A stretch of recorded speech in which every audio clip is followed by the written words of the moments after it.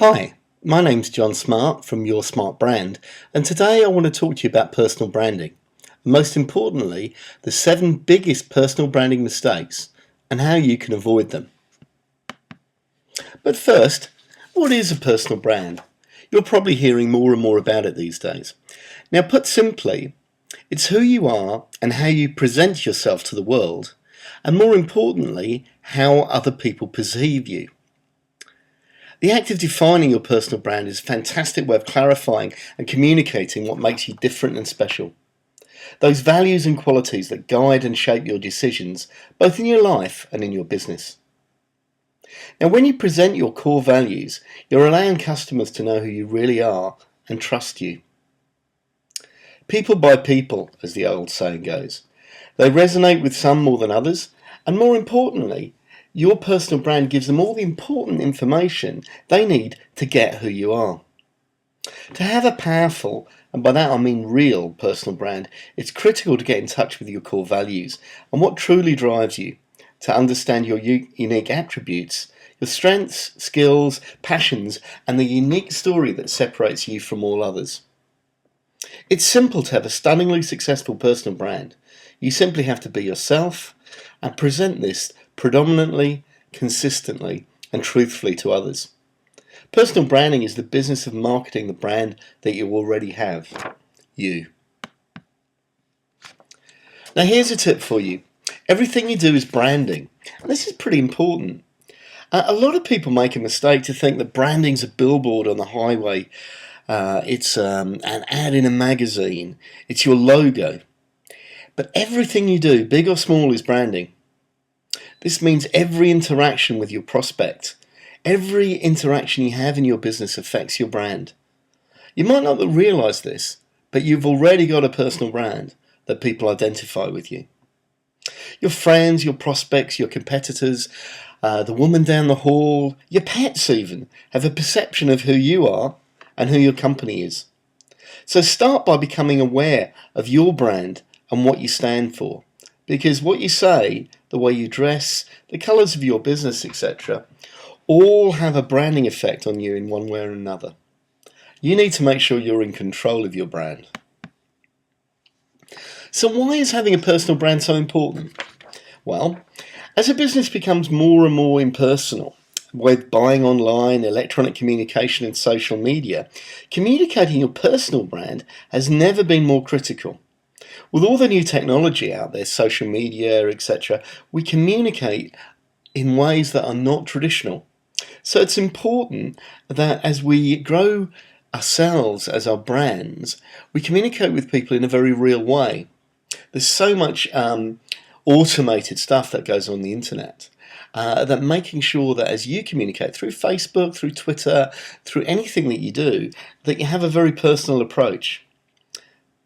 Your personal brands will become the cornerstones of your communication with your customers, your friends, both in the real world and in cyber.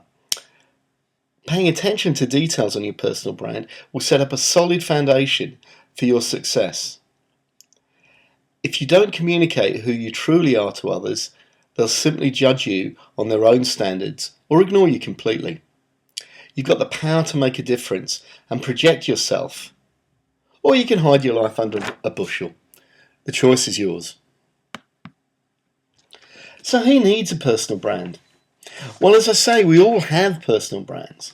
But what I'm finding is that the people that are working with me to find their personal brands using my tried and tested and proven formula tend to be entrepreneurs and startup businesses, coaches and consultants who want to really identify who they are against their competition.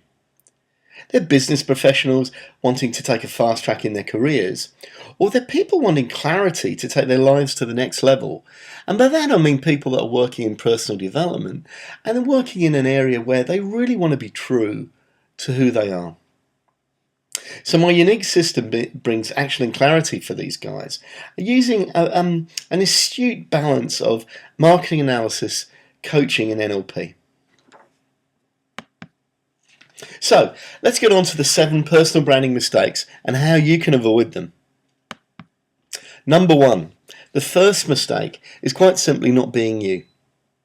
As I've said earlier, people buy people. And if you're being inconsistent, if you're not being who you truly are, people pick that up pretty quickly. Have you ever heard that expression, "I'm not really sure about that guy"? That usually comes from a sense of falseness, which will come out if we're acting to be people that we aren't, if we're not truly being ourselves. I don't know about you, but when I'm really being myself, I'm in flow and things move easily, whether it's in my social life or my business life. Being myself is the number one thing I can do for myself, my family, my friends, and in business, my customers. Number 2, not knowing who you are and what you stand for. A lot of people will try and build their business on sand. And by that I mean they'll build it without the foundation of knowing who they are and what they stand for in their lives and in business.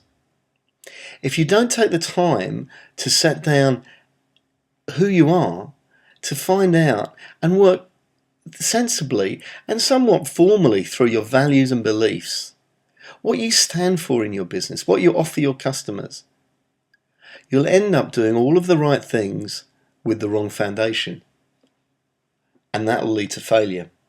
So before you do your logo, before you choose your colours, before you do anything, or before you commit to do anything else, find out who you are and what you stand for. Number 3, not being consistent. I think we've all seen it. We've all got a friend, or we know someone who 1 minute is running in one direction and 1 minute running in another. You need to be consistent in your brand, because if you're inconsistent, people will see you as someone who has no true values. If 1 minute you believe X and the next minute you believe Y, if in 1 minute you're a corporate person and the next minute you're a free spirit, those things do not necessarily look good as they see the changes. We're all unique combinations of our values, our beliefs, all of the things that make us who we are, but we're not the same. But we can be consistent in the way we put that message across.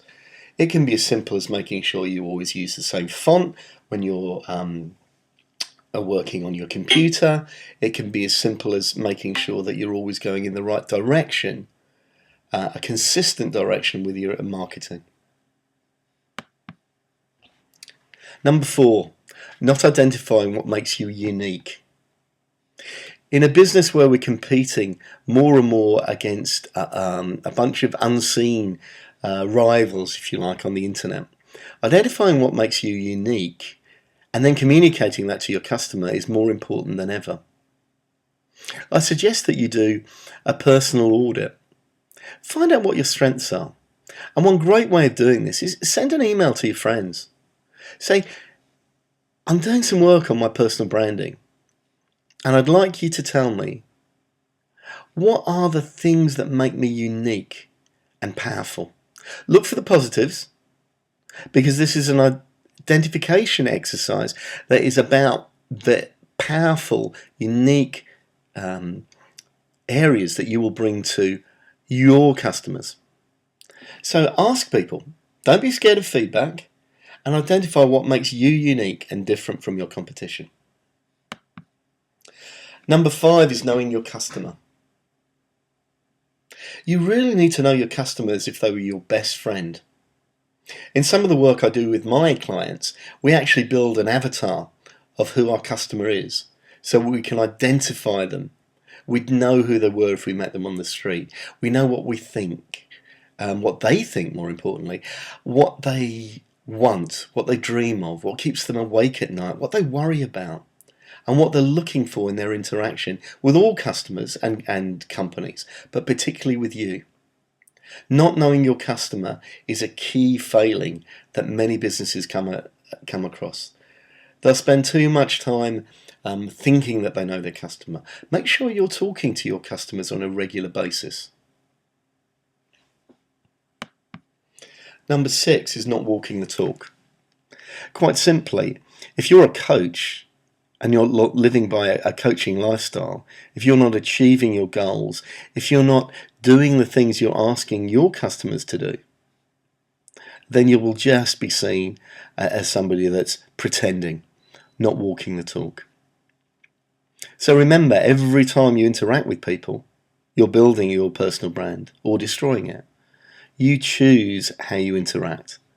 So, if you're going to a seminar, make sure you turn up 100% on time, looking ready to do business, organised to do business, and in a consistent way with who you are. If you're a laid-back person, go laid back. Dressed in what's comfortable for you, as long as it's consistent with what your brand is. If you're a business entrepreneur and you're looking to do dealings with people in business, you may need to dress up a little bit more, because every time you interact with people, they're going to take stock of your personal brand by what you say, what you wear, and how you react with them. And the final thing is the same for so many things in our life. Not taking action to ensure that your personal brand works. We all have an idea of personal branding, and hopefully you've got more of an idea having listened to this quick audio. But I'm asking you to take action to ensure that your personal brand works. Take an audit of yourself. Take an audit of your promotional materials, your website. Are you making any of the other 6 mistakes?